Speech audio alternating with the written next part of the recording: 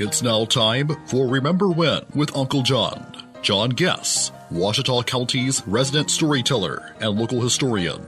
Sit back now and enjoy a walk down memory lane as John recalls the days of yesteryear in his own unique way. You never know, some of it might even be true. So here's Uncle John, along with his trusty sidekick, Kelly Blair. Back on Remember When with Uncle John. Well, we have done it. We have survived another Monday, rolling along here on a Tuesday. And, John, you were right in the middle of telling us about you made the long trek, 14 hours now, got all the way through Indiana, parts of Michigan, to end up back in Indiana, to pick up my prize 55 Chevrolet Bel Air hardtop gasser. There you go. Now, you were telling me about this when we were off on for an excursion for Taco Tico on Saturday.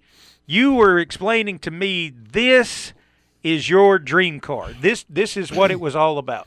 I've had several cars, built several cars and motorcycles. I can't do it anymore. I got all the stuff to build me a 56 gasser. Physically, I'm not able. My shoulder's going to be worked on. My knee's going to be worked on.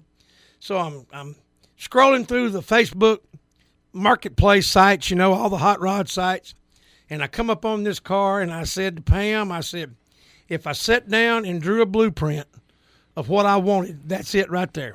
According to Gone in 60 Seconds, this was your Eleanor. This is what Memphis Reigns called his Eleanor, your dream car. That's right, and I've dubbed it Miss Gladys because Gladys. That's my first grade teacher. But anyway, there you go. So my buddy Freddie and I, drop dead waterbed Fred. We're in West Lafayette, Indiana. It's 6:30 in the morning. We stopped by the Casey's Chuck Wagon store, convenience store, to get us something different than a Milky Way bar and a Mountain Dew, And we go over to the car wash, and we're waiting on Mr. Westerman to get there, And he gets there and takes us down to his house where he's got this climate-controlled garage. Nice. That you could eat off the floor, Wow. Three lifts in there with 6 cars, a 62 Corvette, a 69 AMX, a 69 Camaro, a Jaguar, that kind of stuff. This wasn't no rookie we were dealing with. No. He owned a software company in Chicago, and he sold it a couple years ago, bought him a house in Indiana, and is dealing with his cars, Anyway, so we get the car loaded up. We make small talk. And, we tell him that we're not going back to Chicago. So he says, well, this is what we're going. I'm going to show you how to get home. So he draws us out a map on the back of a cardboard, a pizza box, There you go. And for some reason, neither one of us' GPS will work up there. I don't know why. Huh.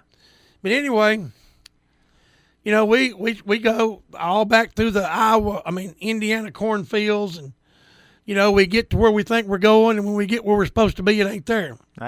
So we go in another convenience store, and they give us some directions, and we drive 20 more miles, and it ain't where we're supposed to be. So in short order, drop dead waterbed Fred and I traversed 95% of the state of Indiana in a fraction of the time it would take most mortal human beings. I understand.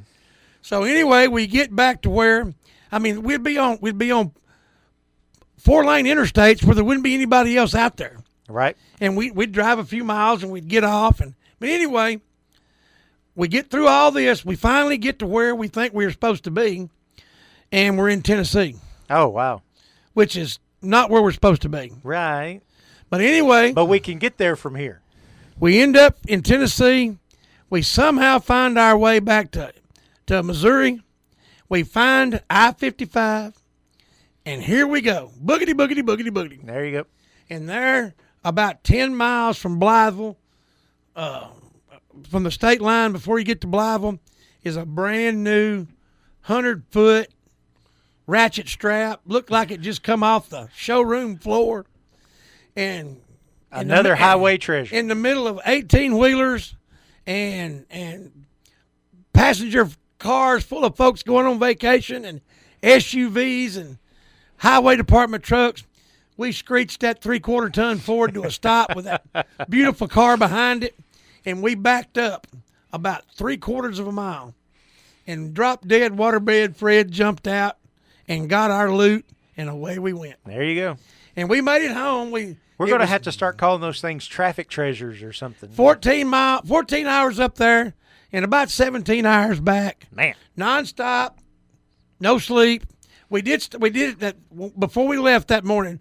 We did find a Denny's. There you go. And Freddie had a sample of everything on the menu. Fueled up right. There you go. But we made it home, back with the car of my dreams, and I'm sure everybody will be seeing pictures of it and hearing stories about it from now on. I'm fixing to say, go check him out on Facebook, folks, and check out this ride. He may talk about it a little bit more. I don't know this week or if we'll save that for next week, but he's got some more to tell you about it. Hey, big thanks to Sherwin-Williams House Paint over at 315 Jefferson Street here in Camden, 836-8125. Prescott Raceway, which you can find at PrescottRaceway.net. I understand they got a new number, 870-904-5952, or call the Napa store in Magnolia. Check them out on Facebook. You can get all the schedule and everything there. Check out and see what they got going on this weekend, and ProMed Ambulance Service. Give them a call, 1-800-634-0436. See you tomorrow, Kelly. All right, bud. You've been listening to Remember When with Uncle John on Y95. This broadcast can be heard each weekday morning at 6:45 on South Arkansas's favorite station, Y95.